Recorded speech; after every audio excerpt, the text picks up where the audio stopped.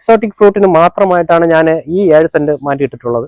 അതുപോലെ തന്നെ അല്ലാതെ നമ്മുടെ നാടൻ പഴവർഗ്ഗ ചെടികളുണ്ട്.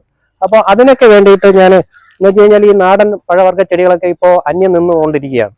ഇപ്പോൾ എല്ലായിടത്തും എക്സോട്ടിക് ഫ്രൂട്ട്സ് അതുപോലെ തന്നെ മറ്റു പഴച്ചെടികളൊക്കെ ആയി തുടങ്ങി. അപ്പോൾ നാടൻ പഴച്ചെടികൾ നടുന്നതിന് വേണ്ടി ഞാൻ എൻ്റെ വീടിന് ചുറ്റും ആണ് ഈ സംവിധാനം ഒരുക്കിയിട്ടുള്ളത്. അപ്പോൾ ഇതിനകത്ത് എക്സോട്ടിക് ഫ്രൂട്ട്സ് ആണ് കൂടുതലായിട്ട് ഞാൻ നട്ടിട്ടുള്ളത്. അപ്പോൾ ഇതെല്ലാം ഇപ്പോൾ നല്ല കായ്ഫലം കിട്ടുന്നുണ്ട്.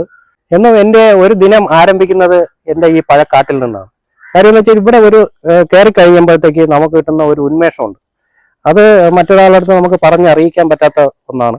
ഇപ്പോഴുള്ള ഒരു പ്രധാന പ്രശ്നം എന്ന് വെച്ച് കഴിഞ്ഞാൽ നമുക്ക് വിഷരഹിതമായിട്ടുള്ള പഴങ്ങൾ നമുക്കിപ്പോൾ മാർക്കറ്റിൽ നിന്നൊക്കെ വാങ്ങിക്കഴിഞ്ഞാൽ വിഷരഹിതമായിട്ടുള്ള പഴങ്ങൾ മിക്കപ്പോഴും കിട്ടാറില്ല.